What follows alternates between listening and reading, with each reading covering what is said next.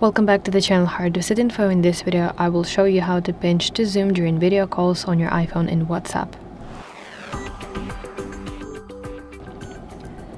So actually, I have already started a video call in WhatsApp, so you need to go to WhatsApp and have active video call in WhatsApp, and then on the screen you want to place two fingers and spread them apart just like this, and this way you can zoom in.